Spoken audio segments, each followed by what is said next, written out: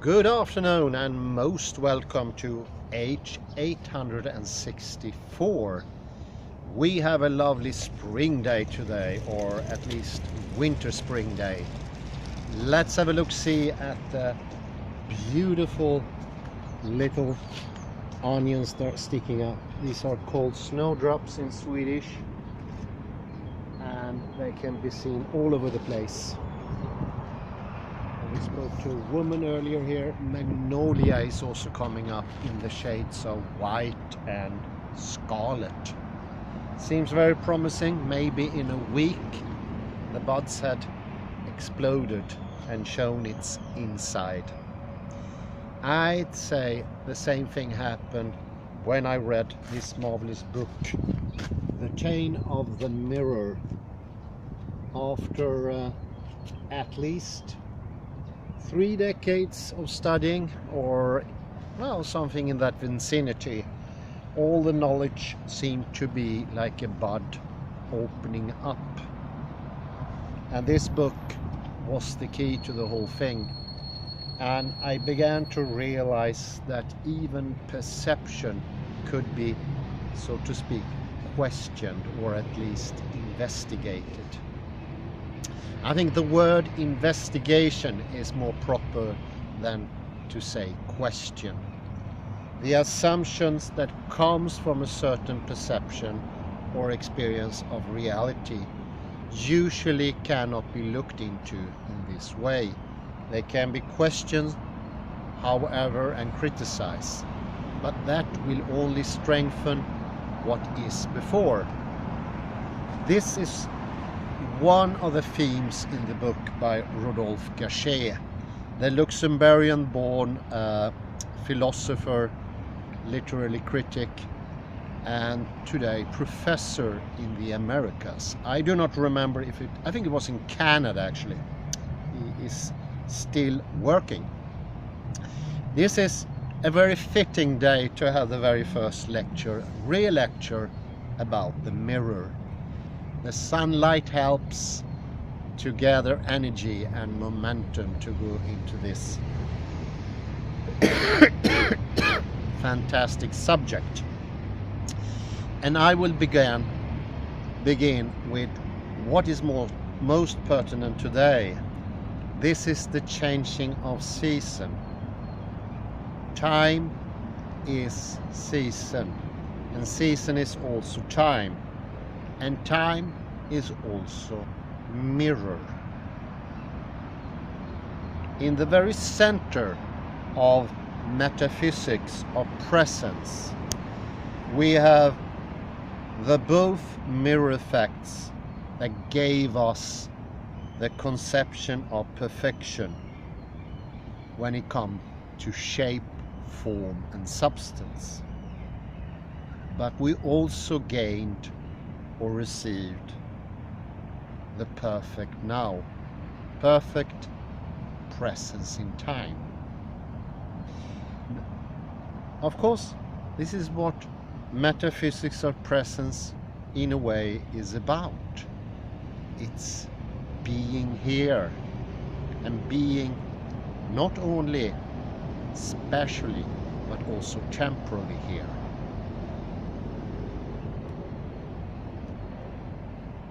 And one could say present time in a way is always here, in this place where I am.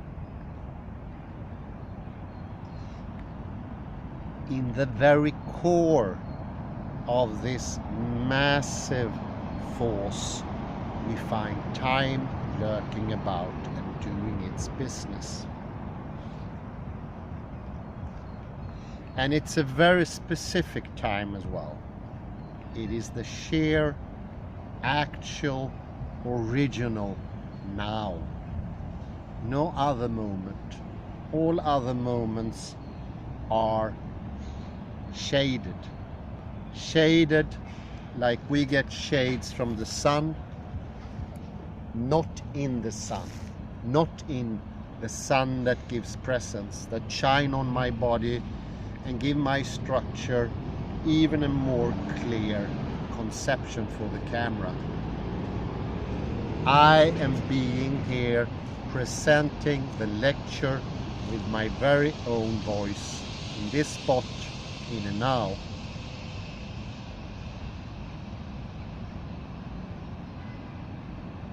So, when we look into the mirror, when it comes to shape and space and substance and materia, we get the idea when looking into the mirror that there is a perfection.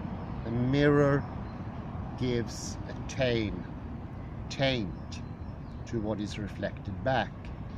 That is an experience of a possibility of perfection. That goes for space, but the very same thing holds for time. How is that so? Well, when you look into the mirror, there is a time lag. It's tiny, but the reflection is secondary. It takes some time before the reflection hits your eyes. It is a lag. And this time lag is just barely perceptible. It's very short. We're speaking about milliseconds. But it's just barely within our experience. Especially at a greater distance, we can know there is a delay. This delay shows that the thing that started the mirror image, me stepping into the area of the mirror, that's first. That is more original. And what is reflected back is a copy, almost like a shadow. It is not as strong, it is not as real, it is not as present. These are things that are completely self-obvious to everyone. This is part of experience. But still, Rudolf Gachet means that this can be looked into and opened up. And there is a special closure going on here. A closure that is, so to speak, pre-ontological, pre-conceptualized. And we can look into this idea that the full presence of myself looking into the mirror, and why not the camera? The full presence, this is the original. And that was the original moment. And we begin to look for it, strive for it, for the full presence.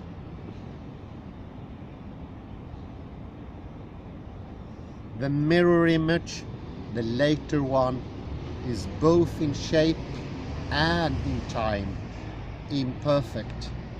It's later. It's indirect. One can also say derived, or very fitting, copied. So you see how all these things comes from experience.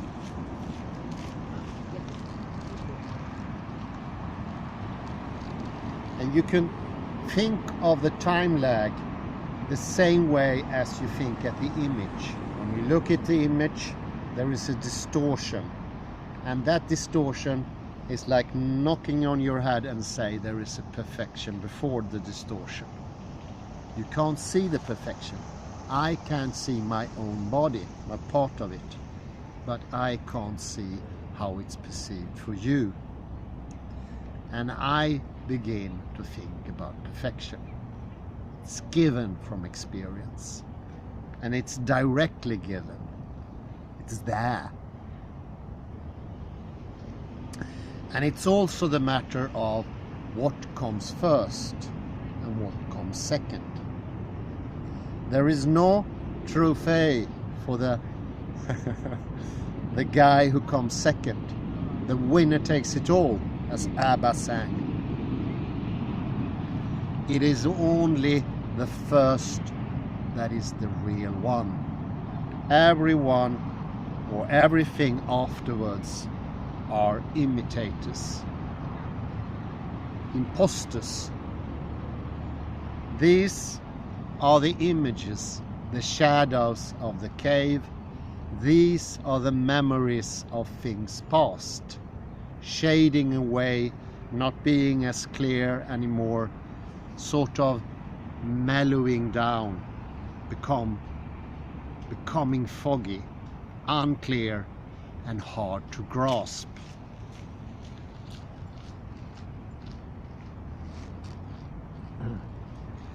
And it's now, and it was for me, so clear that this experience can hardly be questioned. It's so out there in a way. It's so shared by everyone. And it's also so shared by our whole culture, our whole history, down to the very grain, the foundations of reality. Remember that seeing is believing. And if somebody sees something, no argument, no convincing, not even a scientific proof can give eyes to something else. And this is so much more than just seeing. It is the full present experience in all its shapes, tonalities, and dimensions. This goes to, I'm just going to take my coffee cup.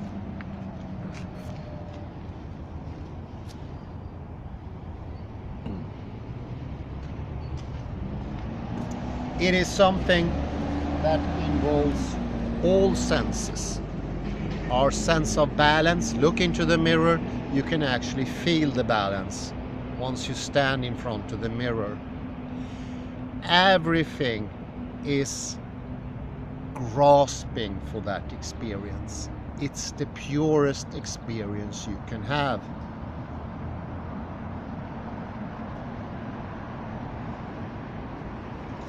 And this trumps everything.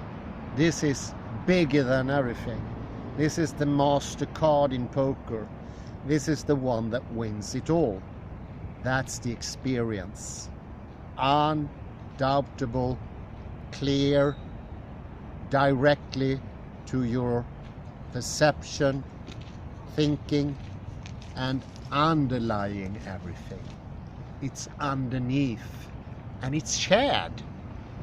That is a very important ingredient. It is shared by everyone.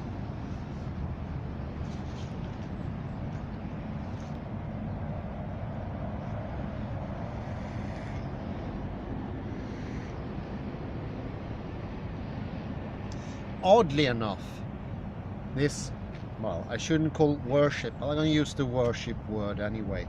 This worship of perfection, oddly enough, makes the real body the one I actually have it, not the reflection of it, not even the perfection of the reflection, but my instantiation in the world. That falls to the side. And when it does so, an interesting process begins. And that is the process of some sort of chasm between what is I see, the more real, and this thing I cannot see, the body. The body falls to the side, so to speak, and this image captures my whole entity. Rodolphe Gasquet is pointing, this is the very start of the uniquely Western idea, mind and body. The body is that falls away, and the mind becomes the central thing. The mind is in a bit presency. Mind is the one that's here, and the body is not here. And in this construction, or rather process, the body, the actual body, becomes marginalized, and everything that the light shines on becomes prioritized, reified. That's a good word, reified. Almost like you get a sword on your shoulder and you get knighted, it's elevated to become higher.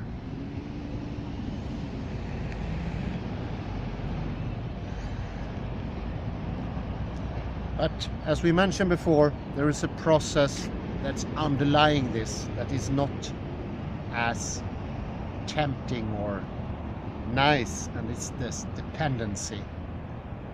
For the thing to shine, once the sun disappears, we need to press down the other thing, the otherness. We start defining this higher thing by what it is not. It is not material, it is not body, it's not heavy, it's light, transparent, almost non-existent. A dependency starts. A dependency starts, and the body becomes the parasitic entity in a way, because everything is dependent on the body, but we don't mention the body. It's pushed away from sight, pushed away from thinking, and therefore we lock everything. Because if we had access to the body, we could realize that this pre-ontological thing doesn't have to be just that thing. We sever the contact with reality, so to speak.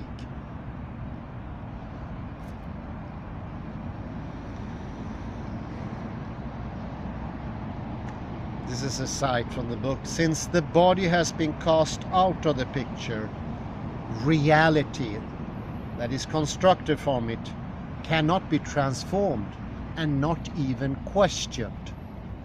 And that thing that used to be the body, that is becoming reality. This is the outside reality. Another Western concept. So one could say that reality is a stagnant body. And we can no longer change everything. The body is not in the picture, and we sever the connection. This is so similar to Richard A. Lind, who says consciousness went high up.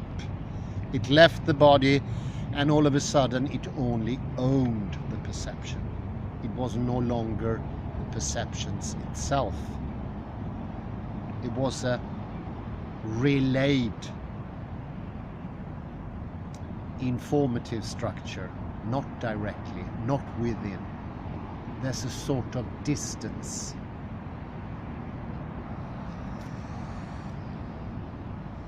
And this distance means also we are unable to understand. It gets fixated. And this very fixation is, of course, the Parmenian descent, as I call it. Everything is stable, static. And Parmenian descent means there is only existence. Nothing of movement is possible. Nothing of change. And here you see both time and space becomes locked in this here and in the now. This, of course, is also the world at large, as Thomas Nagel called it. It started here. The world becomes in place. It gets this localized structure. It is everything in one singular place in reference to everything else. Everything has its place, and it's there.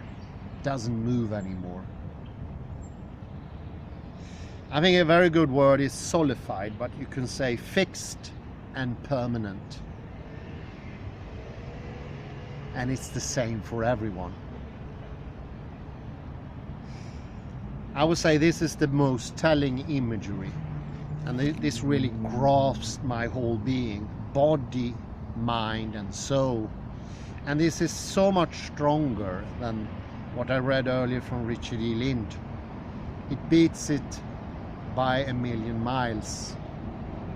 But of course, he paved the way, made it possible to get there. And we can also here see how the Gestalt took such a grasp on Newton that his stillborn reality was something necessary.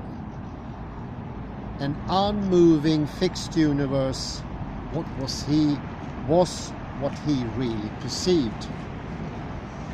And although it got him into trouble, it went against common sense at the time.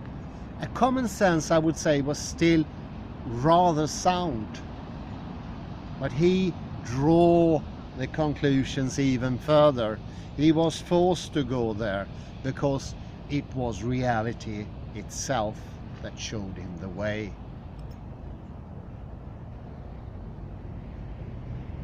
It was a reality already established long before the birth of Newton, millennia before Newton. Impossible to question, impossible even to discover and to name. And of course he won the debate in the end, in the long run. He had the knowledge of the real world. So to speak, the original arche.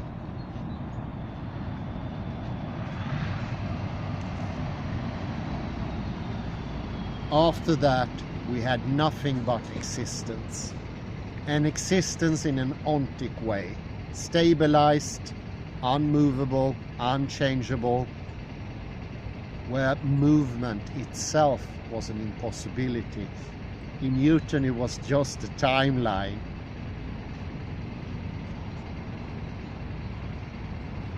And in this, we also lost the possibility for anything to be outside this scheme. Nothing was left out of the equation. The whole universe became a closed system that regulated itself, where therein contained the laws for the physical universe, the causality, all the matter, all the forces, and everything that ruled it. It was self-contained, it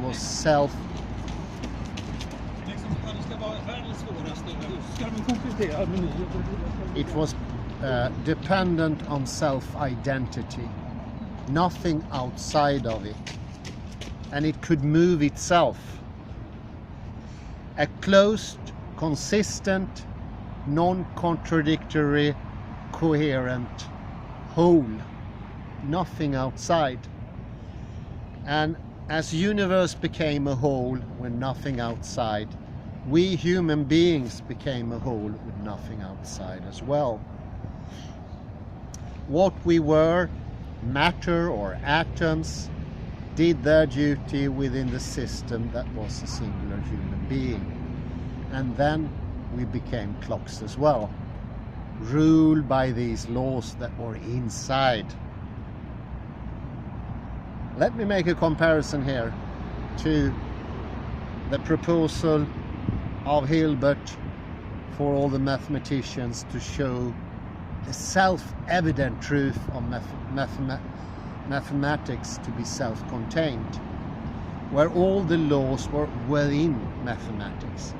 Nobody doubted that at the year 1900 in Paris.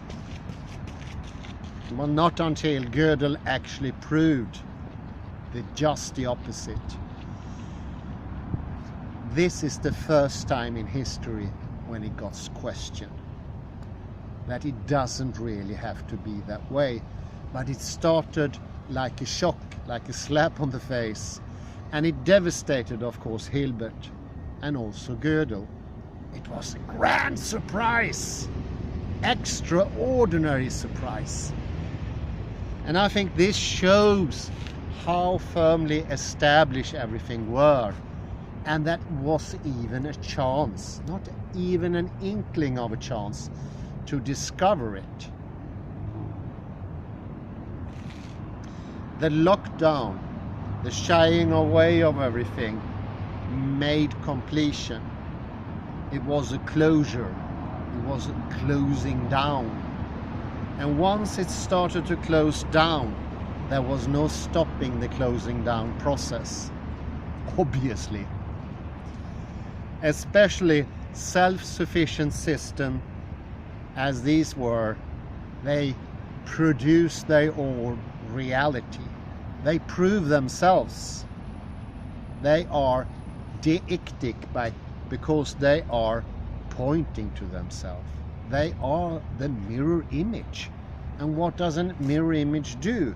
It's pointing to itself, thereby proving itself. You see, we're cutting away reality. We're cutting away what is different, what is not homogeneous, what is knowledge, what is not static. And we get this pre-ordered fixed determinism, a universe that is dense inside, it's contrived, there is no leeway, it's an absolute stopping. This is the Parmenian descent. This is the stepping down of thinking, acting, feeling and intending. And intending is going to be the subject for the next lecture. And I think this is a good point to round this sort of a very summary concentrate of the book. And I say thank you very much and have a very pleasant afternoon. Maybe we should end with a little